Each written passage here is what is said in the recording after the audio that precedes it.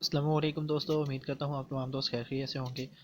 آج میں لیموں کو قلم سے لگانے کی کوشش کروں گا، اور یہ تقریباً 2 فٹ کے قریب شاخ ہے اور دوسری 1 فٹ کے قریب ہے۔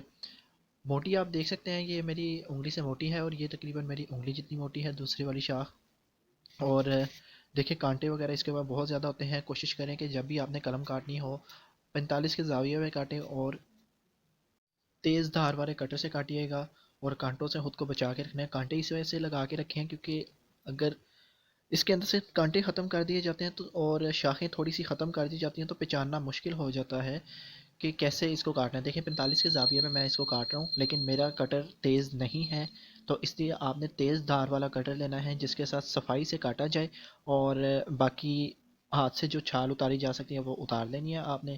اس کے بعد میں اس کو سائڈوں سے کاٹ چکا ہوا تھا، صرف یہ میں نے آپ کو دکھانے کے لیے بتایا کہ اس طرح ہی 45 کے زاویے پہ آپ نے باقی کٹنگ کرنی ہے۔ اور یہ میں نے تراش تراش کر کے چھوٹے کنڈوں والے جو سی شاخیں تھیں وہ بھی میں نے اتار دی تھیں آگے سے۔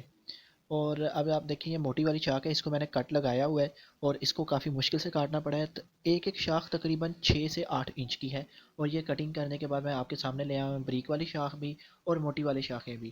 جو سی سب سے زیادہ بریک والی شاخیں ہیں ان کو میں دکھا رہا ہوں کہ 45 کے زاویے کی میں اوپر ہی میں نے کاٹا ہے، آگے سے بھی اور پیچھے سے بھی۔ اور یاد رہے کہ صفائی کے ساتھ کاٹنا ہے، لیکن موٹی شاخیں آپ دیکھیں گے کہ صفائی کے ساتھ نہیں کٹی ہوئی ہیں، اور یہ 1 دن پرانی شاخیں ہیں، اس لیے ان کو تھوڑی دیر پانی کے اندر بھگو کے رکھنا پڑے گا تاکہ چھال اس کے اوپر سے آسانی سے اتاری جا سکے۔ جیسے میں نے گلاب کا آپ کو بتایا تھا کہ چھال اتار کے میں بناتا ہوں، اسی طرح چھال اتار کے ہی اس کو میں لگاؤں گا۔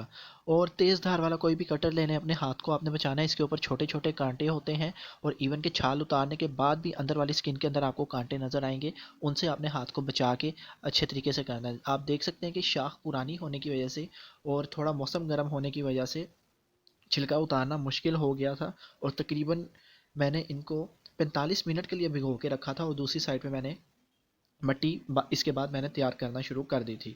تو آپ دیکھ لیں پھر بھی مشکل سے، اور دھار تیز نہ ہونے کی وجہ سے اس کو اتارنا بہت زیادہ مشکل تھا، اور چھیلنا بھی بہت زیادہ مشکل تھا۔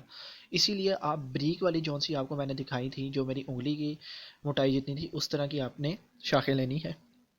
اب آپ دیکھ لیں روٹنگ ہارمون میں لگا رہا ہوں، اچھے طریقے سے روٹنگ ہارمون لگا دینا ہے، لیکن یاد رہے آپ نے سوئل جو تیار کرنی ہے نارمل گارڈننگ سوئل تیار کر لیں، یا حد اس میں 20% لیف کمپوسٹ شامل کر دیں، اور پہلے سے ہی آپ نے سوراخ بنا کے رکھنے ہیں کہ روٹنگ ہارمون یا کوئی بھی آپ شہد لگا رہے ہیں یا کوئی بھی روٹنگ ہارمون لگا رہے ہیں ہوم میڈ، تو قلم کے ساتھ صحیح طریقے سے چپکا رہے۔ پھر بھر کے پانی دے دینا ہے، ویل ڈرین سوئل رکھنی ہے، بعد میں آپ کی اپنی مرضی ہے، شاپر سے کور کر لیں یا گرین ہاؤس میں رکھ لیں۔ میں زیادہ تر اوپن ہی رکھتا ہوں کیونکہ آج کل سیزن ہے، اور اسی لیے یہ میں آپ کو گائیڈ کر رہا ہوں کہ اس کو اپنے سیمی شیڈ ایریا میں رکھنا ہے جہاں پہ شام یا صبح کی دھوپ آئے، دوپہر کی ڈائریکٹ دھوپ نہ لگے، ادروائز قلم خشک ہو جائے گی۔ سوئل کو ہر وقت موئسٹ رکھنا ہے۔ دعا میں یاد رکھیے گا۔ السلام علیکم۔